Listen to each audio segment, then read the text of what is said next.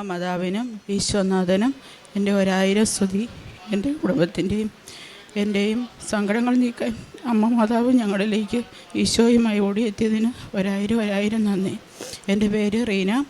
ഞാൻ കുറവലങ്ങാട് മർത്താമറിയം ഫൊറോന ചർച്ചിൽ നിന്ന് വരുന്നു. ഇതെൻ്റെ ഹസ്ബൻഡ് ജോസ് മാത്യു. ഞാൻ 2025 ജനുവരിയിലാണ് ഞാൻ ഉടമ്പടി എടുത്തത്. അതിനു മുമ്പ് ഓൺലൈൻ ഞാൻ ഉടമ്പടി എടുത്തായിരുന്നു. ഞാൻ ഇസ്രയേലിലാണ് ജോലി ചെയ്യുന്നത്. എൻ്റെ മാതാവ് എനിക്ക് തന്ന ഏറ്റവും വലിയ അനുഗ്രഹമാണ് ഞാൻ ഒരു ജോലിക്കായിട്ട് ഇസ്രയേലിലേക്ക് പോകാൻ എനിക്ക് സാധിച്ചത്.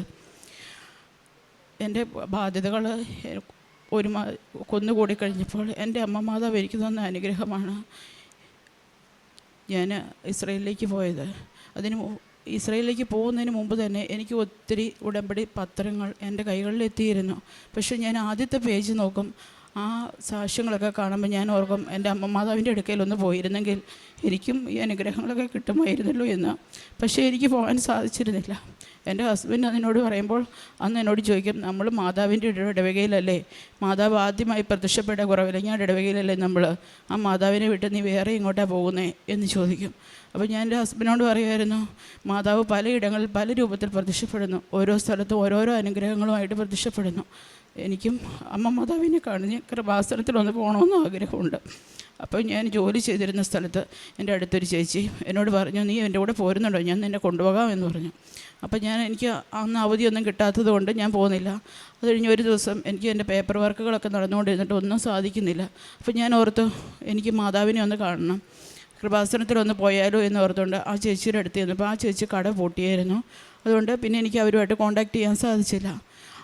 അതിനുശേഷം എനിക്ക് അങ്ങോട്ട് പോകാനുള്ള എൻ്റെ പേപ്പറുകളൊക്കെ ശരിയാകുകയും ഞാൻ ബോംബെക്ക് ഇൻ്റർവ്യൂവിനായിട്ട് പോവുകയും ചെയ്തു. ഇൻ്റർവ്യൂവിന് ചെന്നതിന് ശേഷം എനിക്ക് ഇംഗ്ലീഷ് ഒത്തിരി സംസാരിക്കാനൊന്നും അറിയില്ല. അപ്പോൾ ഞാൻ എൻ്റെ മൊത്തം കാര്യങ്ങളും മാതാവിൻ്റെ കൈകളിലേക്ക് കൊടുത്തു. ബോംബെയിൽ അവിടെ ഞങ്ങൾ താമസിച്ചിരിക്കുന്ന ഹോസ്റ്റലിൻ്റെ അടുത്ത് തന്നെ ഒരു പള്ളിയുണ്ട്. അവിടെ എല്ലാ ദിവസവും ഞാൻ കുർബാനയിൽ പോയി പങ്കുചേരും. കുർബാനയിൽ മുട്ടുകുത്തി നിന്ന് കുർബാന കൂടിയിട്ട് ആൾക്കാരെ മാതാവിനോട് പറയും, ഓരോ ദിവസവും ചെയ്യുന്ന എൻ്റെ ഇൻ്റർവ്യൂ കാര്യങ്ങൾ അമ്മ മാതാവ് കേൾക്കണേ. എനിക്ക് ഒന്നും പറയാൻ സാധിക്കുന്നില്ല.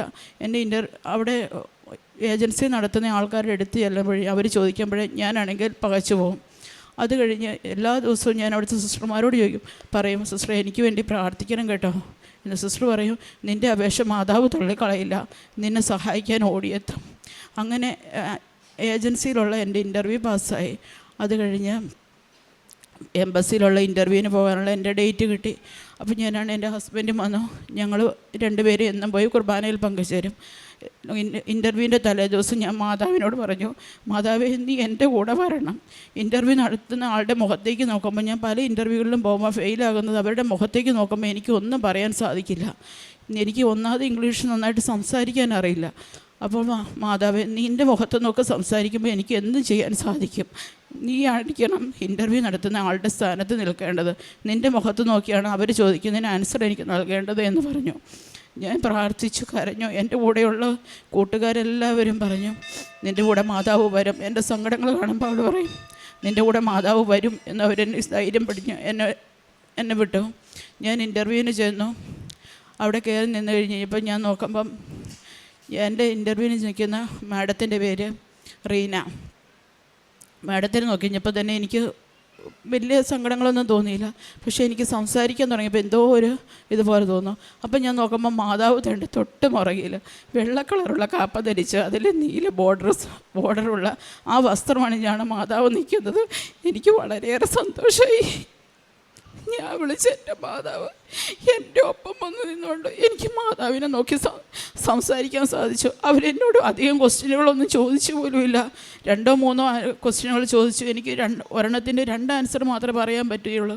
അവരെന്നോട് പറഞ്ഞു, സാരമില്ല, അവിടെ ചെന്നാൽ നീ എല്ലാം ശരിയാകും, നീ അവിടെ പോയി ജോലി നോക്കുക, നിൻ്റെ ഹസ്ബൻഡിന് സംസാരിക്കാൻ ഇംഗ്ലീഷ് അറിയില്ലെങ്കിൽ നിനക്ക് പറഞ്ഞു കൊടുക്കാം. അപ്പോൾ എനിക്ക് കേൾക്കുന്നതെല്ലാം മനസ്സിലാവും, തിരിച്ചെനിക്ക് സംസാരിക്കാനേ പറ്റത്തില്ല. അപ്പം ഞാനും പറഞ്ഞു ഓക്കെ. അപ്പം ഞാൻ എൻ്റെ ഹസ്ബൻഡിനോട് ക്വസ്റ്റ്യൻ ചോദിച്ചപ്പോൾ ഞാനത് എൻ്റെ ഹസ്ബൻഡിന് പറഞ്ഞു കൊടുത്തു. ഹസ്ബൻഡ് പറഞ്ഞു, എൻ്റെ ഇൻ്റർവ്യൂ പാസ്സായി 2-3 ദിവസത്തിനുള്ളപ്പോൾ എൻ്റെ വിസയും വന്നു, എനിക്ക് പോകാൻ വന്നു. ഞാൻ അവിടെ എത്തിയതിന് ശേഷം എനിക്ക് എൻ്റെ ജോലി ഭയങ്കര ടഫായിരുന്നു. പക്ഷേ എൻ്റെ ബാധ്യതകൾ കാരണം ഞാൻ അതെല്ലാം പിടിച്ചു നിന്നു. എൻ്റെ കുഞ്ഞുങ്ങളെ, കുടുംബം, എല്ലാ കാര്യങ്ങളും മാതാവ് തന്ന ജോലി ഞാൻ നേരത്തെ പറഞ്ഞു, എനിക്ക് ജോലി കിട്ടിയാൽ ഞാൻ മാതാവ് പറയാതെ ഞാനത് ഉപേക്ഷിക്കില്ല എന്ന്. അങ്ങനെ ഞാൻ 1 വർഷം പിടിച്ചു നിന്നു. അപ്പോൾ എന്നെ സഹായിക്കാൻ മാതാവ് ഞാൻ ഈ എയർപോർട്ടിൽ നിന്ന് കയറുന്ന അപ്പം തൊട്ട് ഓരോരുത്തരെ എനിക്കായി നിശ്ചയിച്ചു. ഞാൻ അവിടെ ഒരു ഹോസ്റ്റലിൽ ചെന്ന് കഴിഞ്ഞപ്പോൾ തന്നെയായാലും അവിടെ ഒരാൾ എനിക്ക് മുമ്പേ പോയൊരു കൂട്ടുകാരി അവിടെ നിന്ന് ഇപ്പോൾ ഉണ്ടായിരുന്നു. അവൾ എന്നെ സഹായിച്ചു. അത് കഴിഞ്ഞ് ആരും അറിയാത്ത ഇവിടുന്ന് ഞാൻ എൻ്റെ കുറവലങ്ങാട് പ്രദേശത്ത് നിന്ന് കോട്ടയം വരെ തന്നെ എൻ്റെ ഹസ്ബൻഡ് ഇല്ലാതെ ഞാൻ യാത്ര ചെയ്തിട്ടില്ല. അങ്ങനെ ഒരു വ്യക്തി ഞാൻ തന്നെ ഇസ്രയേൽ എന്ന രാജ്യത്ത് ചെല്ലുകയും അവിടെ ആ എയർപോർട്ടിൽ നിന്ന് 4.5 മണിക്കൂർ യാത്ര ചെയ്ത് വേറൊരു ലെബനോൻ്റെ അതിർത്തിയിലാണ് ഞാൻ ജോലി ചെയ്യുന്നത്. അവിടെ പോകുന്ന വഴിക്ക് എൻ്റെ കയ്യിൽ അരക്കുപ്പി വെള്ളം മാത്രം, എനിക്ക് വിശന്നിട്ട് ഒരു രക്ഷയില്ല. അപ്പോഴാണെങ്കിൽ എൻ്റെ കൂടെ കുറച്ച് മെഡിസിൻ തന്ന അവിടെയുള്ള ഒരു കൊച്ചിന് ഒരു മെഡിസിൻ തന്നു വിട്ടായിരുന്നു. അപ്പോൾ ആ കൊച്ചിൻ്റെ പേരും റീന. അപ്പോൾ ആ കൊച്ചെന്നെ നിരന്തരം വിളിച്ചുകൊണ്ടിരുന്നപ്പോൾ ഞാൻ അവസാനം പറഞ്ഞു, എനിക്കാണെങ്കിൽ വിശന്നിട്ട് വയ്യ, നീ എവിടെ നിന്നെങ്കിലും എനിക്ക് ഇത്തിരി ഭക്ഷണം മേടിച്ച് തരുമോ, ഞാൻ വരുമ്പോൾ പൈസ നിനക്ക് തരാം. അപ്പോൾ അവൾ എന്നോട് പറഞ്ഞു, നീ വിശന്നാലും എങ്ങും ഇറങ്ങരുത്, ബസ്സിൽ നിന്ന് ഇറങ്ങരുത്, ബസ്സിൽ നിന്ന് ഇറങ്ങിക്കഴിഞ്ഞാൽ നിനക്ക് എങ്ങും പോകാൻ അറിയില്ല, അതുകൊണ്ട് നീ ബസ്സിൽ നിന്ന് ഇറങ്ങരുത്, നീ ആണെങ്കിൽ ബസ് സ്റ്റേഷനിൽ വരുമ്പോൾ ഞാൻ നിന്നെ കാത്തു നിൽക്കും, നിനക്ക് വേണ്ടതെല്ലാം ഞാൻ കൊണ്ടുത്തരും. ഞാനവിടെ ചെന്നപ്പോൾ എനിക്ക് ഭക്ഷണവും വെള്ളവുമായിട്ട് അവരവിടെ കാത്തു നിൽപ്പുണ്ടായിരുന്നു. ഞാൻ അത് മെഡിസിൻ കൊടുത്തു. തിരിച്ച് എൻ്റെ ഏജൻസി തന്നെ എൻ്റെ ജോലിയിൽ കൊണ്ടുപോയി. അവിടെ ചെന്ന് കഴിഞ്ഞപ്പോൾ അവിടെ 5 ജോലിക്ക് ആളെ നിന്നിട്ട് ഒരാൾ പോലും അവിടെ നിൽക്കാത്തൊരു ജോലിയിലാണ് ഞാൻ ചെന്ന അന്ന് തൊട്ട് തന്നെ ആ എംപ്ലോയർ ഭയങ്കര ക്രൂരയായ ഒരു സ്ത്രീയായിരുന്നു. നമുക്ക് ഫുഡ് തരാനോ അങ്ങനെയൊന്നും അവർക്ക് ഇഷ്ടമില്ലായിരുന്നു. അപ്പോഴാണെങ്കിൽ എനിക്കവിടെ 8 മലയാളികളെ, ഞാൻ താമസിക്കുന്ന ഒരു കിബൂട്ട്സ് ആയിരുന്നു, അവിടെ ഒരു 8 മലയാളികളെ എനിക്കായി മാതാവ് കരുതി വെച്ചു. അതിൽ 2 പേര് എൻ്റെ ഇടതും വലതും എന്ന പോലെ എൻ്റെ സഹായത്തിന് എപ്പോഴും എന്നോടൊപ്പം ഉണ്ടായിരുന്നു. എനിക്കാണെങ്കിൽ എൻ്റെ എംപ്ലോയർ ഭക്ഷണം തന്നില്ല എങ്കിൽ അവർ ഭക്ഷണം ഉണ്ടാക്കി എനിക്ക് ജനലിൽ കൊണ്ട് തന്നു വരുമായിരുന്നു. അങ്ങനെ അവിടെ ചെന്ന് ഞാൻ ഒരാഴ്ച കഴിഞ്ഞപ്പോൾ ആ എംപ്ലോയറെ ഒന്ന് എടുത്തു പൊക്കിയപ്പോൾ എൻ്റെ നടുവൊന്ന് വെട്ടി. എനിക്കാണെങ്കിൽ അപ്പം തന്നെ ഞാൻ അവിടെ തല കറങ്ങി വീണു. ആ സമയത്ത് ഞാൻ മാതാവിനോട് പറഞ്ഞു, മാതാവേ എന്നെ സഹായിക്കാൻ എനിക്ക് ആരുമില്ല, ഓടി എത്തണമേ എന്ന് പറഞ്ഞു. അപ്പോൾ എൻ്റെ എംപ്ലോയർ തന്നെ അവിടുത്തെ ഒരു മെമ്പറെ വിളിച്ചിട്ട് പറഞ്ഞു, അവൾക്ക് തല കറങ്ങി വീണു എന്ന് പറഞ്ഞു. ഉടനെ തന്നെ എൻ്റെ കൂട്ടുകാരികളെ പറഞ്ഞു വിട്ട് അവരെനിക്ക് ശുശ്രൂഷ തന്നു. ഒരാഴ്ച എനിക്ക് കട്ടിൽ നിന്ന് എഴുന്നേക്കാൻ പോലും വയ്യാത്ത അവസ്ഥയിൽ അവർ എന്നെ ശുശ്രൂഷിക്കുകയും എനിക്ക് ഫുഡ് തരികയും എന്നെ സുഖമാക്കുകയും ചെയ്തു. അതിനുശേഷം 1 വർഷം കഴിഞ്ഞതിന് ശേഷം ആ എംപ്ലോയർ പറഞ്ഞു, എനിക്ക് നിന്നെ വേണ്ട, നിന്നെ ജോലിയിൽ നിന്ന് ഞാൻ പിരിച്ചു വിടാൻ പോവുക എന്ന് പറഞ്ഞു. അപ്പോൾ ഞാൻ ഓർത്ത്, എൻ്റെ ദൈവം, എൻ്റെ ബാധ്യതകൾ മുന്നിൽ കിടക്കുക, എനിക്ക് തന്നെ പോയൊരു ജോലി കണ്ടുപിടിക്കാനുള്ള ഒരു കരുത്തില്ല, മാതാവ് എന്നെ നീ സഹായത്തിന് വരണമേ എന്ന് പറഞ്ഞു. അതിനു മുമ്പ് തന്നെ ഞാൻ 2022 ഡിസംബറിൽ ഞാൻ ബെത്ലഹേം, ഞാൻ അവിടെ ചെന്നിട്ട് എനിക്ക് വലിയൊരു അനുഗ്രഹം കിട്ടി. ഇസ്രായേലിലെ എല്ലാ ദേവാലയങ്ങളിലും തന്നെ സന്ദർശിക്കാനുള്ള അനുഗ്രഹം എനിക്ക് കിട്ടി. ആ നസ്രത്ത്, കാനായ്, അങ്ങനെ എല്ലാ സ്ഥലങ്ങളും.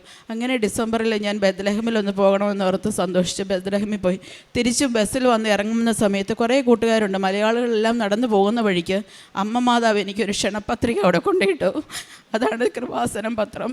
ആ നിലത്ത് കിടക്കുന്ന കണ്ട് ഞാനും കടന്നു പോകുന്നതാണ് ആ വഴികളിലൂടെ. എന്നിട്ട് ഞാൻ തിരിഞ്ഞു നോക്കുമ്പോൾ ആ പത്രം കിടക്കുന്നു. അപ്പം ഞാൻ ഓർത്തു, കൃപാസനം പത്രം, ഇത് മാതാവിൻ്റെ പത്രമാണല്ലോ, മലയാള എഡിഷനാണല്ലോ.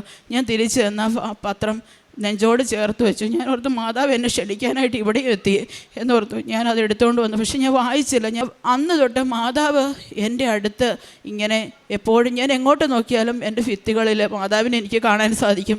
ഞാൻ മാതാവിനോട് ഗുഡ് മോർണിംഗ് പറഞ്ഞ് എഴുന്നേക്കും, ഗുഡ് നൈറ്റ് പറഞ്ഞ് കിടക്കും. എൻ്റെ എല്ലാ സങ്കടങ്ങളിലും മാതാവിന് ഞാൻ ഭാഗഭാക്കായി.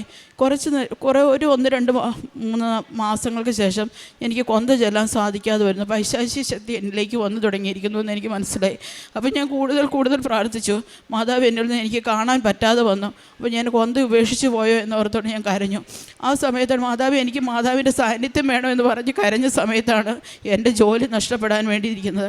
ആ സമയത്ത് എൻ്റെ ഒരു കൂട്ടുകാരി സോണിയ എന്ന് പറഞ്ഞ ആൾ എന്നോട് പറഞ്ഞു, അത് പല പ്രാവശ്യം അവൾ എന്നോട് പറഞ്ഞിട്ടുണ്ട്, നീ ഒരു ഉടമ്പടി എടുക്കുക.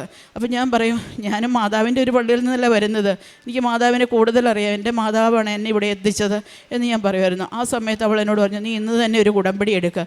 അങ്ങനത്തെ ഒരു ദിവസമായിരുന്നു 2023 ജൂൺ 6-ാം തീയതി. ഉച്ചയ്ക്ക് 1:30 ഞാൻ അവളോട് വിളിച്ച് പറഞ്ഞു, സോണി എനിക്ക് ഉടമ്പടി എടുക്കാതെ പറ്റത്തില്ല, എനിക്ക് പിടിച്ചു നിൽക്കാൻ പറ്റുന്നില്ല, എനിക്ക് ജോലി വേണം, എനിക്ക് ഉടനെ തന്നെ മാറിപ്പോകാൻ എനിക്ക് പറ്റത്തില്ല എന്ന് പറഞ്ഞു. ഉടനെ തന്നെ അവൾ എനിക്ക് ഫോണിലൂടെ തന്നെ ഉടമ്പടി ഓൺലൈൻ ഉടമ്പടി എടുക്കാനുള്ള എല്ലാ കാര്യങ്ങളും പറഞ്ഞു തരികയും ഞാൻ ഉടമ്പടി എടുക്കുകയും ചെയ്തു. അതിൽ ഞാൻ മാതാവിൻ്റെ അനുഗ്രഹത്തിന് പ്രാർത്ഥിച്ചു. എന്നെയും എൻ്റെ കുടുംബത്തിൻ്റെ അമ്മയുടെ പ്രത്യക്ഷീകരണത്തിന് സാക്ഷിയാക്കി മാറ്റണമേ. എൻ്റെ കുഞ്ഞുങ്ങളെ ഈശോയ്ക്ക് സമർപ്പിച്ചു. അമ്മ മാതാവിനോട് ഞാൻ പ്രാർത്ഥിച്ചു കിട്ടിയ കുഞ്ഞുങ്ങളാണ്. അമ്മ മാതാവ് തന്നെ കരുതണമേ, എൻ്റെ മാതാപിതാക്കളെ കരുതണമേ എന്ന് പറഞ്ഞു. അതിനുശേഷം ഞാൻ പറഞ്ഞു, എൻ്റെ മാതാവേ, എനിക്ക് 6 മാസം ഈ ജോലിയിൽ തുടരണം. 6 മാസത്തിന് ശേഷം നിനക്ക് ഇഷ്ടമാണെങ്കിൽ നീ ജോലി കളഞ്ഞു. എനിക്ക് ആ സമയത്ത് എനിക്ക് വേറൊരു ജോലിയിൽ തുടരാൻ എന്നെ മാനസികമായിട്ടും ശാരീരികമായിട്ടും നീ എന്നെ ശക്തിയാക്കണമേ എന്ന് പ്രാർത്ഥിച്ചു. അതിനുശേഷമാണ് ഒക്ടോബറിൽ യുദ്ധം പൊട്ടി പുറപ്പെടുത്തത്. അവിടുന്ന് ഞങ്ങളൊരു ഹോട്ടലിലേക്ക് മാറ്റുകയും ആ ഹോട്ടലിൽ ചെന്നപ്പോൾ ഒരു മുറിയിലാണ് ഞാനും എൻ്റെ എംപ്ലോയറും താമസിക്കുന്നത്. അവർ ഭയങ്കര ക്രൂരമായിട്ട് എന്നോട് പെരുമാറാൻ തുടങ്ങി. അത് ഞാൻ പിടിച്ചു നിന്നു. അതിനുശേഷം വേറൊരു ഹോട്ടലിലേക്ക് മാറ്റി. അവിടെ ചെന്ന് കഴിഞ്ഞപ്പോൾ അവർ ഒരു ഫാൻ ഇടുകയോ AC ഓണാക്കുകയോ, ഒരു ഭയങ്കര കൊടും തണുപ്പാണ്, അവർക്ക് മാത്രമായിട്ട് ചൂട് പകർന്ന് കിട്ടും, എനിക്കത് കിട്ടത്തില്ല. എനിക്കൊരു ഫോൺ വിളിക്കാൻ സൗകര്യമില്ല, ഫോണൊന്ന് ബെല്ലടിച്ചാൽ പോലും ഒരു ചുമയ്ക്കാൻ പോലും ഒരു സമയം തരത്തില്ല. അങ്ങനെ അതെല്ലാം എപ്പോഴും ഷൗട്ടിങ്ങാണ്.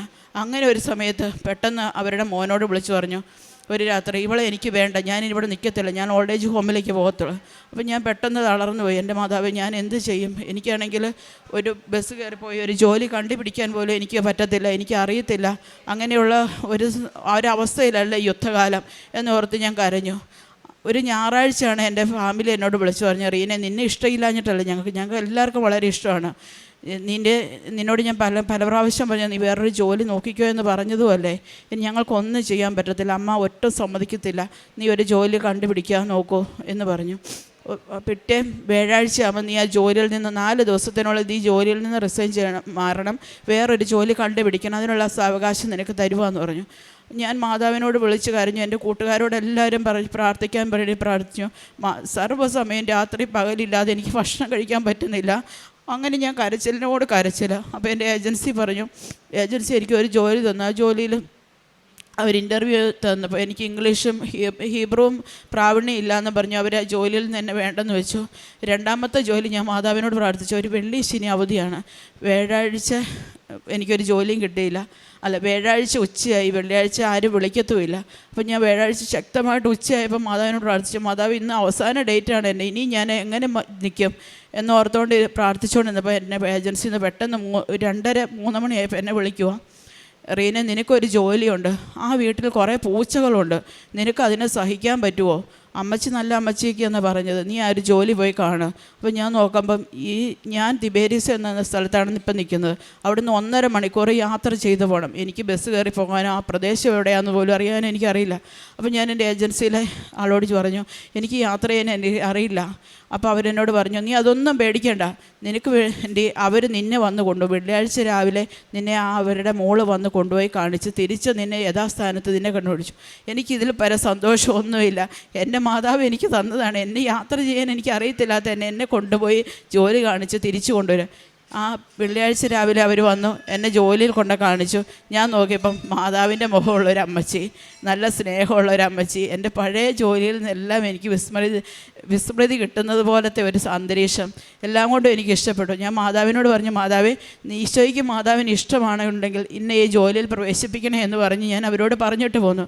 പോരുന്ന വഴിക്ക് തന്നെ അവൾ എന്നോട് പറഞ്ഞു, നിന്നെ ഞങ്ങൾക്ക് വളരെ ഇഷ്ടമായി, നിനക്ക് ഇന്ന് തന്നെ വേണമെങ്കിൽ നിനക്ക് ഈ ജോലിയിൽ ജോയിൻ ചെയ്യാം, അല്ലെങ്കിൽ എന്നാണോ അവർ പോകേണ്ടതെന്ന് പറയുന്നത് അന്ന് നീ ഞങ്ങളോട് പറഞ്ഞാൽ മതി, നിൻ്റെ സാധനങ്ങളെല്ലാം എടുക്കാൻ ഞങ്ങൾ വരികയോ അല്ലെങ്കിൽ അവർക്കും നിൻ്റെ വസ്തുക്കളെല്ലാം ഞങ്ങളുടെ വീട്ടിൽ കൊണ്ട് വയ്ക്കുകയോ ചെയ്യാം, നീ അല്ലാതെ ഞങ്ങൾക്ക് വേറൊരു ജോലിക്കാരിയെ വേണ്ട, കെയററെ വേണ്ട എന്ന് അമ്മച്ചിയുടെ മോൾ പറഞ്ഞു. അന്ന് മുതൽ എൻ്റെ മാതാവ് എൻ്റെ ആ ജോലിയിൽ എന്നെ കയറ്റി അവരുടെ ആ വീടിൻ്റെ സ്റ്റെപ്പിലേക്ക് കയറുന്നവരെ, ആ കാറിൽ നിന്ന് ഇറങ്ങി ആ സ്റ്റെപ്പിലേക്ക് കയറുന്നവരെ എൻ്റെ മാതാവും ഈശോയും എൻ്റെ ഇടം വലം നിന്നു. അവസാനം എൻ്റെ മനസ്സിൽ പറയുന്നു, നിനക്കായി ഞാനൊരു അമ്മയെ അവിടെ കരുതിയിട്ടുണ്ട് എന്ന് പറഞ്ഞു. ഞാൻ അവിടെ ചെന്നു. എൻ്റെ അമ്മ മാതാവ് പറഞ്ഞതുപോലെ തന്നെ എനിക്ക് നല്ലൊരു പേഷ്യൻറ്റിനെ തന്ന് നല്ലൊരു ഫാമിലിയെ തന്ന് എന്നെ അനുഗ്രഹിച്ചു. അമ്മ മാതാവിനും ഈശോയ്ക്കും 1000 സ്തുതി. തുടർന്ന് എൻ്റെ ഭവനം ഒരു ചെറിയ വീടായിരുന്നു. എൻ്റെ കുഞ്ഞുങ്ങളും എൻ്റെ പപ്പായ, എൻ്റെ അമ്മ, എൻ്റെ ഹസ്ബൻഡ്, ഞങ്ങൾക്ക് എല്ലാവർക്കും കൂടെ കഴിയാനുള്ള സൗകര്യമില്ലായിരുന്നു. അപ്പോൾ എൻ്റെ പപ്പായുടെ ആഗ്രഹമായിരുന്നു 2 മുറി. അവർ 2 പേര് ഹാർട്ട് പേഷ്യൻ്റാണ്. അപ്പോൾ ഞാൻ ഓർത്തു എൻ്റെ ബാധ്യതകൾ നീക്കാൻ വേണ്ടി പോയി കഴിഞ്ഞ് കഴിഞ്ഞാൽ അവർക്ക് ഞാനൊരു വീട് പണിത് കൊടുത്തില്ല, ഒരു മുറി പണിത് കൊടുത്തില്ല, അവർക്ക് നല്ലൊരു മുറി കിടക്കാൻ ആഗ്രഹമുണ്ട്. അപ്പോൾ ഞാൻ അത് കൊടുക്കാതെ എൻ്റെ ബാധ്യതകൾ തീർത്ത് വരുമ്പോൾ അവരെന്നോടൊപ്പം ഇല്ലെങ്കിൽ എനിക്കത് വളരെ സങ്കടമായിപ്പോൾ. അപ്പോൾ ഞാൻ ഓർത്ത് എന്നാൽ 2 മുറികൾ പണിയാം. അപ്പോൾ ഞാൻ മാതാവിനോട് പറഞ്ഞു, മാതാവ് എനിക്ക് കടബാധ്യതകൾ വരുത്തി വെച്ച് എനിക്കൊരു ഭവനം പണി എനിക്ക് പറ്റത്തില്ല. അപ്പോൾ കാരണം എനിക്ക് ബാധ്യതകൾ ഒത്തിരി എന്നെ പുറകിൽ കിടപ്പുണ്ട്, അതിലേക്ക് എനിക്ക് വലിച്ചിഴയ്ക്കാൻ പറ്റത്തില്ല. എൻ്റെ കയ്യിൽ പൈസ തരുന്നതിനനുസരിച്ച് എനിക്ക് ഭവനം പണിയണം. അങ്ങനെ തന്നെ എൻ്റെ കയ്യിൽ പൈസ ഉണ്ടാകുന്നതിനനുസരിച്ച് ഞാൻ എൻ്റെ 2 മുറികളും അതിൻ്റെ എല്ലാ പണികളും തന്നെ പൂർത്തിയാക്കിക്കൊണ്ടിരിക്കുന്നു. ഒരു അടുക്കള മാത്രം അതിൻ്റെ പണികൾ ഇപ്പോഴാണ് ഞാൻ തുടങ്ങുന്നത്. ഞാൻ കഴിഞ്ഞ ഡിസംബറിൽ ഞാൻ ലീവിന് വന്നു. 2.5 വർഷത്തിന് ശേഷം ഞാൻ നാട്ടിൽ ലീവിന് വന്നു. അമ്മ മാതാവ് തന്ന ഭവനം കണ്ട് എനിക്ക് വളരെയേറെ സന്തോഷം തോന്നി. ഞാൻ മനസ്സിൽ ആഗ്രഹിച്ചതിനേക്കാളും നല്ലൊരു ഭവനം തന്ന അമ്മ എന്നെ അനുഗ്രഹിച്ചു. ഞാൻ അവിടെ വെച്ച് ഞാൻ പ്രാർത്ഥിക്കുമായിരുന്നു, മാതാവ് ഞാൻ ചെന്ന് കഴിയുമ്പോൾ എൻ്റെ വീടിന് പെയിൻ്റ് അടിക്കണം. അതിന് അതിൻ്റെ കളർ ഞാൻ പറയില്ല, പക്ഷേ എൻ്റെ ഭർത്താവ് നിശ്ചയിക്കണം എൻ്റെ മനസ്സിലുള്ള കളറായിരിക്കണം അവിടെ അടിക്കേണ്ടത്. അന്ന് ഞാൻ എൻ്റെ ജോലിക്ക് പോകുമ്പം കണ്ട മാതാവിൻ്റെ വസ്ത്രത്തിന് നിറം വെള്ളയും നീലയുമായിരുന്നു. ആ കളറായിരിക്കണം എൻ്റെ ഭവനത്തിൻ്റെ പെയിൻറ്റിൻ്റെ കളർ എന്ന് ഞാൻ പ്രാർത്ഥിച്ചിരുന്നു. ഞാൻ വന്നു പെയിൻ്റ് അടിക്കാൻ തുടങ്ങി. എൻ്റെ ഹസ്ബൻഡിനോട് ചോദിച്ചു ഏത് കളറാണ് അടിക്കുന്നത്. അപ്പോൾ ഹസ്ബൻഡ് പറഞ്ഞു വെള്ളയും ബോർഡറും നീലം. അപ്പം ഞാൻ എൻ്റെ മനസ്സിൽ പറഞ്ഞ് പ്രാർത്ഥിച്ചിരുന്ന കാര്യം ഞാൻ ഇപ്പം മറന്നുപോയി. അപ്പം ഞാൻ അങ്ങനെ പെയിൻ്റ് അടിച്ച് അവസാനം ബോർഡറിൻ്റെ കളർ വന്നപ്പം പെയിൻ്റ് അടിക്കാർ പറഞ്ഞു നമുക്ക് ഒരു മജന്ത കളർ പോലെ അടിച്ചാലോ ചേച്ചി, ചേട്ടൻ എപ്പോഴും നീലയിൽ തലയിലാണ് പിടിച്ച് നിൽക്കുന്നത്. അപ്പം ഞാൻ പറഞ്ഞു ജോസേട്ടന് ഏത് കളർ ഇഷ്ടമാണോ അത് അടിച്ചോട്ടെ, എൻ്റെ ഇഷ്ടത്തിനല്ല ഞാൻ ഈ ഭവനം പണിതത്, മാതാവ് എനിക്ക് ഭവനം തന്നു, അത് ജോസേട്ടന് ഏത് രൂപത്തിൽ പണിയണമെന്ന് ആഗ്രഹിക്കുന്നു ആ രീതിയിൽ പണിയാനാണ് ഞാൻ ആഗ്രഹിച്ചത്, കളറും അതുതന്നെ ആയിക്കോട്ടെ എന്ന് പറഞ്ഞു. അങ്ങനെ കളറടിച്ചു. എനിക്ക് സന്തോഷമായി. ഞാൻ 1.5 മാസം കഴിഞ്ഞ് തിരിച്ചു പോയി. ഒരു ദിവസം രാത്രിയിൽ ഇങ്ങനെ ഞാൻ അതിനെപ്പറ്റി ഇങ്ങനെ ചിന്തിച്ച് കിടക്കുമ്പോൾ അപ്പോഴാണ് എൻ്റെ മാതാവ് എന്നെ ഓർമ്മയിൽ ഒരു പ്രദക്ഷിണത്തിൻ്റെ കാര്യം ഒരു അച്ഛന് ഇവിടെ പറഞ്ഞ് ഒരു സാക്ഷ്യത്തിലൂടെ ഒരു ചേച്ചി പറയുന്നത് കേട്ടു. ചേച്ചി ആഗ്രഹിച്ച പോലെ കളറടിച്ച ഒരു കാര്യം, പെയിൻറ്റ് കളറടിച്ച കാര്യം പറയും. അപ്പോഴാണല്ലോ ഞാൻ ഓർത്ത് എൻ്റെ മനസ്സിൽ ഞാൻ ആഗ്രഹിച്ചല്ലോ ഈ കളറായിരുന്നല്ലോ, ഇത് തന്നെയാണല്ലോ എൻ്റെ ഹസ്ബൻഡും അടിച്ചത്. ഞാൻ ദൈവത്തിന് 1000 നന്ദി പറഞ്ഞു. അതിനുശേഷം ഞാൻ അങ്ങനെ വന്ന കടങ്ങളെല്ലാം വീട്ടിൽ കൊണ്ടുവരുന്നു. എനിക്ക് ഓരോ പ്രാവശ്യം ജവമാല റാലി വരുമ്പോൾ ഞാൻ 2 വർഷമായിട്ട് ഞാൻ ആഗ്രഹിക്കുന്നു എനിക്ക് ജവമാല റാലിയിൽ സംബന്ധിക്കണം. അപ്പോൾ ഞാൻ ഓർക്കും ഞാൻ എൻ്റെ പിള്ളേരുടെ ലീവ് നോക്കിയാണല്ലോ വരുന്നത്, ഇനി അടുത്ത വർഷവും ഞാൻ ഏപ്രിൽ വരാനിരിക്കുന്നു, ഇനി പിന്നത്തെ വർഷം വേണം ഞാൻ ഒക്ടോബറിലെ ലീവിന് വരണം, ജവമാല റാലി കൂടണം എന്ന് ഞാൻ വളരെയായിട്ട് ആഗ്രഹിച്ചു. അങ്ങനെ ഇരുന്നപ്പോൾ അപ്പോഴും മാതാവ് എന്നെ ക്ഷണിച്ചു, ജവമാല റാലി നീ ഈ വർഷം തന്നെ കൂടണം. അത് മാതാവിൻ്റെ ആഗ്രഹമാണെന്ന് എനിക്ക് മനസ്സിലായി. ഞാൻ സെപ്റ്റംബർ എൻ്റെ ഹസ്ബൻഡിന് കൈക്കൊരു തളർച്ച പോലെ വന്നു. സെപ്റ്റംബർ 18-ാം തീയതി ആ തളർച്ച ഹോസ്പിറ്റലിൽ കൊണ്ട് കാണിച്ചു. അല്ല സ്ട്രോക്ക് അല്ല എന്ന് മനസ്സിലായി. പിന്നെ ന്യൂറോനെ കാണിച്ചു.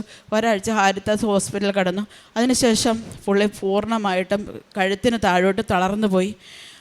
എൻ്റെ മാതാവിനോട് ചോദിച്ചു, മാതാവേ നീ എന്താണ് ആഗ്രഹിക്കുന്നത്, എന്നോട് കൂടെ ഉണ്ടായിട്ടും എനിക്ക് സങ്കടങ്ങൾ തരുന്നത് എന്തേ എന്ന് ഞാൻ ചോദിച്ചു. അപ്പം ജോസഫ് അച്ഛൻ ഓരോ പ്രാവശ്യവും ധ്യാനത്തിൽ പ്രസംഗത്തിൽ പറയുമായിരുന്നു, ഓരോ നമുക്ക് സഹനങ്ങളും ദൈവം നമ്മളെ കൂടുതൽ സ്നേഹിച്ചുകൊണ്ടിരിക്കുകയാണ്. ഞാനത് ദൈവത്തിൻ്റെ ഇഷ്ടത്തിനും മാതാവിൻ്റെ ഇഷ്ടത്തിനുമായിട്ട് ഞാൻ അതിന് താഴ്മയോടെ സമർപ്പിച്ചു. എന്നിട്ട് മാതാവ് ഞാൻ പറഞ്ഞു, എനിക്ക് എൻ്റെ ഭർത്താവിന് എൻ്റെ കുടുംബത്തിന് ഇത് താങ്ങാനുള്ള ശക്തി വരണം. ഞാൻ എവിടെ ചെന്നാലും എൻ്റെ ഭർത്താവിനോടൊപ്പം അല്ലാതെ ഞാൻ നടന്നിട്ടില്ല. ഞാൻ തിരിച്ചു പോരുമ്പോഴും ഞാൻ നാട്ടിൽ പോരാൻ അന്ന് തീരുമാനിച്ചില്ല കേട്ടോ. അന്ന് പൈസ വേണമല്ലോ. അപ്പോൾ എൻ്റെ ഹസ്ബൻഡ് വിളിക്കുമ്പോൾ പറയും, നീ ഇപ്പോൾ വരണ്ട, കുഞ്ഞുങ്ങളുണ്ടല്ലോ അവർ നോക്കിക്കോളും, നീ പൈസ വേണ്ട, ജോലി ചെയ്താൽ പൈസ കിട്ടത്തില്ലല്ലോ, അപ്പം പിന്നെ ഇവിടുത്തെ കാര്യങ്ങളൊക്കെ നടക്കണ്ടേ, ഹോസ്പിറ്റൽ ചിലവുകളുണ്ട്. അപ്പം ഞാൻ അങ്ങനെ കരഞ്ഞു. അപ്പോൾ എൻ്റെ കൂട്ടുകാരെല്ലാവരും പല സ്ഥലങ്ങളിലേക്ക് വിളിച്ചു പറഞ്ഞ് പ്രാർത്ഥന, കൃപാസനത്തിലെ പ്രാർത്ഥന, എല്ലാവരും ഒത്തിരി പ്രാർത്ഥനകൾ നടത്തിക്കൊണ്ടിരിക്കുന്നു. അപ്പോൾ അങ്ങനെ ഇരിക്കുമ്പോൾ എൻ്റെ സോണിയെ ഞാൻ വിളിച്ചു, എടി ഞാൻ എന്നെ ചെയ്യേണ്ടത്. അപ്പോൾ സോണി എന്നോട് പറഞ്ഞു, വിജയകുമാർ സാറിൻ്റെ നമ്പർ എൻ്റെ കയ്യിലുണ്ട്, നീ വിജയകുമാർ സാറിനെ ഒന്ന് വിളിച്ച് നോക്ക്, സാർ എന്ത് പറയുന്നു അതുപോലെ നീ ചെയ്യുക എന്ന് പറഞ്ഞു. അപ്പം ഞാൻ സാറിനെ വിളിച്ചു. രാവിലെ സാറിനെ വിളിച്ച് കഴിയുമ്പോൾ സാർ എടുത്തു. അപ്പോൾ സാറിനോട് ഇപ്പോൾ ഈ കാര്യങ്ങളൊക്കെ പറഞ്ഞപ്പോൾ സാർ എന്നോട് ചോദിച്ചു, നീ ഇവിടെ പൈസയ്ക്ക് വേണ്ടിയിട്ട് നിൽക്കുന്നോ, നീ നിൻ്റെ ഭർത്താവിൻ്റെ അടുക്കലേക്ക് പോ, നിൻ്റെ ഭർത്താവിന് നിന്നെ കൊണ്ട് ആവശ്യമുണ്ട്, നീ പോയി പ്രാർത്ഥിക്കുക, നിൻ്റെ ഭർത്താവിൻ്റെ അടുത്ത് അരികിൽ നിന്ന് വേണം നീ പ്രാർത്ഥിക്കാൻ, നീ വേഗം തിരിച്ചു പോ എന്ന് പറഞ്ഞു. അപ്പോൾ ഞാൻ ഉടനെ തന്നെ അപ്പം തന്നെ ഞാൻ എൻ്റെ കൂട്ടുകാരോട് വിളിച്ചു പറഞ്ഞു, എൻ്റെ കയ്യിൽ ഒറ്റ പൈസയില്ല, എൻ്റെ ടിക്കറ്റ് എടുക്കാൻ പോലും എൻ്റെ ഈ പൈസയില്ല. ഞാൻ എന്ത് ചെയ്യും? എനിക്ക് നാട്ടിൽ പോകണം. എൻ്റെ ഹസ്ബൻഡിന് ഇത്ര അവസ്ഥയിലാണ്. ഞാൻ നാട്ടിൽ പോകാതിരിക്കാൻ പറ്റത്തില്ല. ഞാൻ പോലും അറിയത്തില്ല.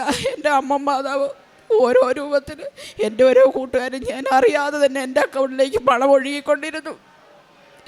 എൻ്റെ ഫാമിലിയോട് പറഞ്ഞപ്പോൾ അവർ പറഞ്ഞു, നീ എത്രയും പെട്ടെന്ന് നിൻ്റെ ഭർത്താവിൻ്റെ അടുക്ക പോകണം, അത് ഞങ്ങൾക്കും അത് ഇഷ്ടമാണ്, അവനെ ശുശ്രൂഷിക്കേണ്ട സമയമാണ്, നീ പെട്ടെന്ന് പൊക്കോ എന്ന് പറഞ്ഞ് അവർ ഒരു ദിവസം കൊണ്ട് എൻ്റെ പേപ്പർ വർക്കുകളെല്ലാം എനിക്ക് ശരിയാക്കി തന്നു.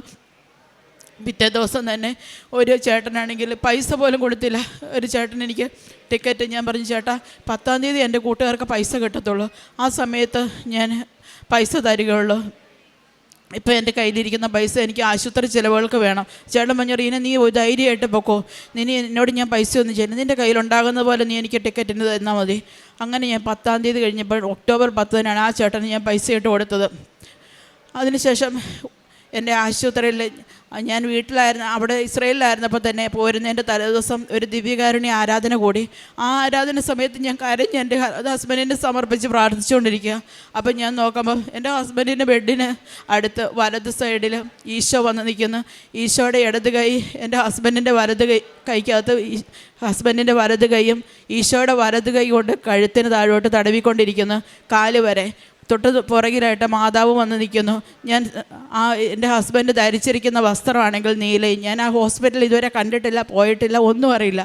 ഞാൻ തിരിച്ച് വീട്ടിൽ ഹോസ്പിറ്റലിൽ വന്നപ്പോൾ ഞാൻ നോക്കുമ്പം എൻ്റെ ഹസ്ബൻഡ് ധരിച്ചിരിക്കുന്ന അവിടുത്തെ യൂണിഫോമാണ് നീല. ഞാൻ അന്ന് മാതാവ് ഈശോയെ അവിടെ നിൽക്കുന്ന കണ്ട് അന്ന് ഞാൻ കരഞ്ഞിട്ടില്ല. എനിക്കറിയാം എൻ്റെ ഈശോയും എൻ്റെ മാതാവും എൻ്റെ ഹസ്ബൻഡിൻ്റെ കൂടെയുണ്ട്. എൻ്റെ ഹസ്ബൻഡിന് എൻ്റെയോടൊപ്പം സുരക്ഷിതനായിട്ട് എന്നെ ഈ നടയിൽ കയറ്റി നിർത്തുമെന്ന് എനിക്ക് ഞാൻ മാതാവിനോട് പറഞ്ഞു, മാതാവ് ഞാൻ പോകുന്നതിന് മുമ്പ് തന്നെ ഈ നടയിൽ കയറി നിന്ന് എൻ്റെ ഹസ്ബൻഡിനോടൊപ്പം എൻ്റെ മാതാവിനെ ഈശോയെയും സാക്ഷ്യപ്പെടുത്തുന്നതിനുള്ള അനുഗ്രഹവും നന്ദി പറയുന്നതിനുള്ള അനുഗ്രഹവും എന്നെ നൽകണമേ. ആ അനുഗ്രഹം ഇന്ന് എനിക്ക് തന്ന് ഒക്ടോബർ 3-ാം തീയതി ഞാൻ എൻ്റെ ഹസ്ബൻഡിൻ്റെ രേഖകളുമായിട്ട് ഞാൻ ഇവിടെ വരികയും എൻ്റെ ഉടമ്പടി പുതുക്കുകയും ബഹുമാനപ്പെട്ട ജോസഫ് അച്ഛനെ കാണുകയും ചെയ്തു. ജോസഫ് അച്ഛൻ എന്നെ കണ്ടപ്പോൾ തൊട്ട് എനിക്ക് കരച്ചിൽ വരുമായിരുന്നു. കാരണം തലേ ദിവസം എനിക്ക് വയറങ്ങ് ഗ്യാസ് കയറി വേർത്തിട്ട് ഞാൻ ഭയങ്കര അസ്വസ്ഥതയായിരുന്നു. അപ്പം ഞാൻ അടുത്ത് വന്ന് നിൽക്കുമ്പോൾ അച്ഛന് വയറിങ്ങനെ ഇരിക്കുന്നു. അപ്പം ഞാൻ ഓർത്ത്, എൻ്റെ ദൈവമേ, ഞാൻ ഇന്നലെ എന്തോരം അസ്വസ്ഥത അനുഭവിച്ച് അച്ഛൻ ഇത്രയും അസ്വസ്ഥതകളും അനുഭവിച്ചുകൊണ്ടല്ലേ ഞങ്ങളെല്ലാവരെയും സ്നേഹിക്കുകയും പരിപാലിക്കുകയും ഞങ്ങൾക്ക് വേണ്ടി പ്രാർത്ഥിക്കുകയും എല്ലാം ചെയ്തുകൊണ്ടിരിക്കുന്നത്. അച്ഛനെ അനുഗ്രഹിക്കുന്നത് എനിക്കൊന്നും പറയാൻ സാധിക്കുന്നില്ല. അച്ഛൻ എൻ്റെ അടുക്ക് വന്നു, പേപ്പറുകൾ മേടിച്ചു, പോയി പ്രാർത്ഥിച്ചു, തിരിച്ചു കൊണ്ടുതന്നു, അടുത്ത ആളുടെ അടുക്ക ചെന്നു. അപ്പോൾ അവരവരുടെ അസുഖകാര്യങ്ങൾ പറയുന്നു. അപ്പം ഞാൻ ഓർത്തു, എൻ്റെ ദൈവമേ, ഞാൻ അച്ഛനോട് എന്ത് പറയാനാണ് വന്നത്? ഞാൻ ഒന്നും പറഞ്ഞില്ല, ഞാൻ ഈ രേഖകൾ മാത്രം കൊടുത്തതേ ഉള്ളല്ലോ എന്നോർത്തു. അത് കഴിഞ്ഞ് അച്ഛൻ വീണ്ടും പ്രാർത്ഥിച്ചു വന്നു, കാശുരൂപം തന്നു. അപ്പം ഞാൻ എൻ്റെ മനസ്സിൽ ഓർത്ത് അച്ഛനോടൊന്ന് പറയാം, അച്ഛാ എൻ്റെ ഹസ്ബൻഡ് എൻ്റെ കൂടെ നടന്നു വരണം കേട്ടോ എന്നും അച്ഛനോട് പറഞ്ഞു. അച്ഛൻ വീണ്ടും ആ ഫോട്ടോയും ആ രേഖകളും വാങ്ങിച്ചുകൊണ്ട് ഒന്നുകൂടെ മാതാവിൻ്റെ ഈശോയുടെ ഇടയ്ക്കും കൊണ്ട് പ്രാർത്ഥിച്ചു, തിരിച്ചു കൊണ്ട് തന്നു. നീ പോയിക്കൊള്ളൂ എന്ന് പറഞ്ഞു. ഞാൻ തിരിച്ച് പുറത്തേക്ക് ഇറങ്ങി വന്നപ്പോൾ ഞാൻ ഓർത്തു, ഉടമ്പടിക്ക് ഇനിയും സമയമുണ്ട്, എന്നാൽ ഒന്ന് കുമ്പസാരിച്ചിട്ട് വരാം. കുമ്പസാരിക്കാൻ പുറത്തേക്ക് ഇറങ്ങി സെക്യൂരിറ്റി ചേട്ടനോട് ചോദിച്ചു, സെക്യൂരിറ്റി ചേട്ടാ എവിടെയാണ് കുമ്പസാരം നടക്കുന്നത്? എനിക്കൊന്ന് കുമ്പസാരിക്കണം. അപ്പോൾ അടുത്ത് നിന്നൊരു ചേച്ചി എന്നോട് പറഞ്ഞു, വാ മോളെ നമുക്ക് കുമ്പസാരിക്കാൻ പോകാം. അപ്പോൾ ചേച്ചി ഉടനെ കുടയൊക്കെ നിവർത്തി കുമ്പസാരിപ്പിക്കാൻ എന്നെ കൊണ്ടു. അപ്പോൾ പോകുന്ന വഴിക്ക് എന്നോട് വർത്താനമൊക്കെ പറഞ്ഞു, ഒന്നും സാരമില്ല, നിൻ്റെ സുഖമാവും എന്നൊക്കെ പറഞ്ഞു. അങ്ങനെ ഞങ്ങൾ കുമ്പസാരിക്കാൻ അവിടെ ചെന്നപ്പോൾ അച്ഛൻ അവിടെ കുമ്പസാരം നിർത്തി റെസ്റ്റിന് വേണ്ടി പോയേക്കും. അപ്പം ഞാൻ ആ നട അങ്ങ് കയറി ചെല്ലുമ്പം അച്ഛൻ ഇറങ്ങി വരികയാണ്. അച്ഛനോട് ഞാൻ പറഞ്ഞു, അച്ഛൻ ഞാനിങ്ങനെ വന്നതാണ്, ഞാൻ കുമ്പസാരിച്ചിട്ട് ഒത്തിരി നാളുകളായി, എനിക്ക് കുമ്പസാരിക്കണമെന്ന് പറഞ്ഞു. അച്ഛൻ എന്നെ കുമ്പസാരിപ്പിച്ചു. ഞാൻ തിരിച്ചു വന്ന് ഉടമ്പടി എടുത്തു കഴിഞ്ഞതിന് ശേഷം ഒരു സിസ്റ്ററിനെ എടുക്കാൻ ചെന്നപ്പോൾ സിസ്റ്റർ എന്നോട് പറഞ്ഞു, എന്നെ നിനക്ക് ഇത്ര സങ്കടം? അപ്പം ഞാൻ പറഞ്ഞു, എൻ്റെ ഹസ്ബൻഡിന് ഇനി വയ്യാതെയാണ്, എനിക്കാണെങ്കിൽ ഒരു ആഗ്രഹമുണ്ട്, അടുത്ത ജവമാല റാലിക്കെങ്കിലും എൻ്റെ ഹസ്ബൻഡ് പങ്കെടുക്കാൻ എനിക്ക് ആഗ്രഹമുണ്ട്. അപ്പോൾ എന്നോട് ചോദിച്ചു, ഇപ്രാവശ്യം നിനക്ക് ആഗ്രഹമില്ലേ? ഞാൻ പറഞ്ഞു, ഇപ്രാവശ്യം ആഗ്രഹമുണ്ട്, നീ ഈശോയോട് ചെന്ന് പറഞ്ഞിട്ട് പോക്കോ, ഇപ്രാവശ്യം നിൻ്റെ കൂടെ നിൻ്റെ ഹസ്ബൻഡ് ജവമാല റാലിയിൽ പങ്കുചേരും. അങ്ങനെ ഞങ്ങൾ ജവമാല റാലിയിൽ വന്ന് എൻ്റെ കുഞ്ഞുങ്ങളും ഞാനും എൻ്റെ ചേച്ചിയോടൊപ്പം ഞങ്ങൾ ഫുള്ള് നടന്നു വന്നു കഴിഞ്ഞു. പക്ഷേ എൻ്റെ ഹസ്ബൻഡ് ആ സമയം രാവിലെ തൊട്ട് വൈകുന്നേരം വരെ അർത്തങ്കപ്പള്ളിയിൽ എൻ്റെ ഹസ്ബൻഡ് ഞങ്ങളെ നോക്കി അവിടെ വണ്ടിയിൽ തന്നെ ഇരിപ്പുണ്ടായിരുന്നു. കാരണം വണ്ടിയിൽ നിന്ന് കയറ്റിയിരുത്തി കഴിഞ്ഞാൽ ഇറങ്ങാൻ ഒരാൾ വേണം. അതുകൊണ്ട് പുള്ളി ആ കാറിൽ തന്നെ ഇരുന്ന് സമയം ചിലവാക്കി പ്രാർത്ഥിച്ചുകൊണ്ടിരുന്നു. അങ്ങനെ എൻ്റെ ആഗ്രഹവും ജവമാല റാലിയും വരാനുള്ള ആഗ്രഹവും സാധിച്ചു. ഇന്ന് മാതാവിൻ്റെ അടുക്ക വന്ന് സാക്ഷ്യം പറഞ്ഞ് എൻ്റെ ഭർത്താവിനെ മാതാവിൻ്റെ അടുക്കലേക്ക് സമർപ്പിക്കുന്നു, എൻ്റെ കുഞ്ഞുങ്ങളെ സമർപ്പിക്കുന്നു, എൻ്റെ മാതാപിതാക്കളെ സമർപ്പിക്കുന്നു, എൻ്റെ ജോലിയെ സമർപ്പിക്കുന്നു. പ്രത്യേകമായി എൻ്റെ കൃപാസനത്തിൽ ഓരോരുത്തരെയും സമർപ്പിക്കുന്നു. ഇവിടെ വന്ന് ഈ മണ്ണിൽ കാലുകുത്തി ഓരോരുത്തരെയും ദൈവമാതാവ് അനുഗ്രഹങ്ങളുടെ പെരുമഴ ചൊരിഞ്ഞ് സമർപ്പിക്കുമെന്ന് ഞാൻ പ്രത്യാശിക്കുകയും പ്രാർത്ഥിക്കുകയും ചെയ്യുന്നു. ജോസഫച്ചന് വേണ്ടി പ്രത്യേകമായി പ്രാർത്ഥിക്കുന്നു. ഇവിടെ ഓരോരുത്തരെയും സമർപ്പിക്കുന്നു. പരിശുദ്ധ അമ്മയും ഈശോനാഥനും തന്ന എല്ലാ അനുഗ്രഹങ്ങൾക്കും ഞാൻ നന്ദി പറയുന്നു. എനിക്ക് സഹായിച്ച എൻ്റെ കൂട്ടുകാർക്കും എന്നെ സഹായിക്കുകയും പ്രാർത്ഥിക്കുകയും ചെയ്ത ഓരോരുത്തർക്കും വേണ്ടി ഞാൻ പ്രാർത്ഥന സമർപ്പണം നടത്തിക്കൊണ്ട് ഞാൻ എൻ്റെ വാക്കുകൾ ഈശോയ്ക്കും മാതാവിനും വേണ്ടി സമർപ്പിക്കുന്നു. ആമേൻ. എൻ്റെ കാരുണ്യ പ്രവർത്തനങ്ങൾ എന്ന് പറഞ്ഞു കഴിഞ്ഞാൽ, ഞാൻ ജോലി ചെയ്ത അന്ന് തൊട്ട് എനിക്ക് മറ്റുള്ളവരോട് പൈസയ്ക്ക് ആവശ്യം വരുമ്പോൾ ചോദിക്കാനുള്ള ഒരു മടിയുണ്ട്. അപ്പം ഞാൻ അങ്ങനെ എനിക്കറിയാവുന്നവരെ ഞാൻ അന്ന് തൊട്ടേ സഹായിച്ചുകൊണ്ടിരുന്നു. ഞാൻ ഓരോരുത്തരോട് സംസാരിക്കുമ്പോൾ എനിക്കറിയാം അവർക്ക് ഇന്ന ആവശ്യമുണ്ട്. അവരുടെ ആവശ്യങ്ങളിലേക്ക് ഞാൻ എപ്പോഴും എനിക്ക് സഹായം ഞാൻ എത്തിച്ചു കൊടുക്കും. എൻ്റെ ഹസ്ബൻഡായാലും ഒത്തിരി പരോപകാരം പള്ളിയിലെ കാര്യങ്ങളെല്ലാം നോക്കി നടത്തുന്ന ഒരാളാണ്. അങ്ങനെ ഹസ്ബൻഡിനെ സഹായിക്കാറുണ്ട്, ഞാൻ സഹായിക്കാറുണ്ട്. സാമ്പത്തികമായിട്ടും ശാരീരികമായിട്ടും പ്രാർത്ഥനാപരമായിട്ടും ഞങ്ങൾ മറ്റുള്ളവരെ സഹായിക്കുന്ന ഒരു കുടുംബം തന്നെയാണ് ഞങ്ങളുടെ കുടുംബം.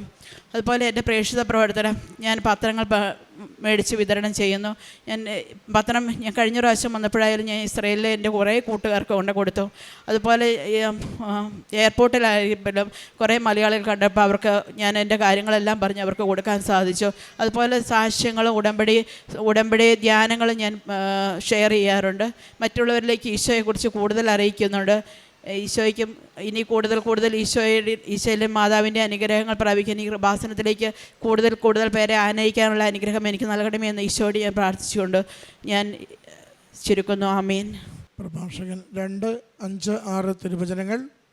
സ്വർണം അഗ്നിയിൽ ശുദ്ധി ചെയ്യപ്പെടുന്നു, സഹനത്തിൻ്റെ തീച്ചൂളയിൽ കർത്താവിന് സ്വീകാര്യരായ മനുഷ്യരും. കർത്താവിൽ ആശ്രയിക്കുക, അവിടുന്ന് നിന്നെ സഹായിക്കും. നേരായ മാർഗത്തിൽ ചരിക്കുക, കർത്താവിൽ പ്രത്യാശയർപ്പിക്കുക.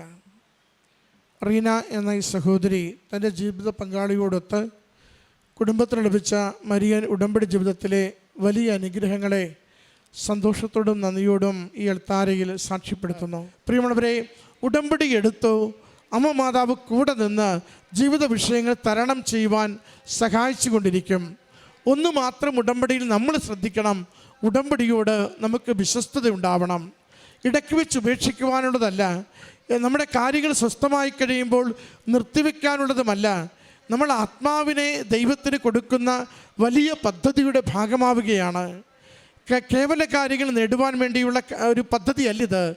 ആത്മാവിനെ ദൈവത്തിന് കൊടുക്കുന്ന വലിയ പദ്ധതിയാണ്.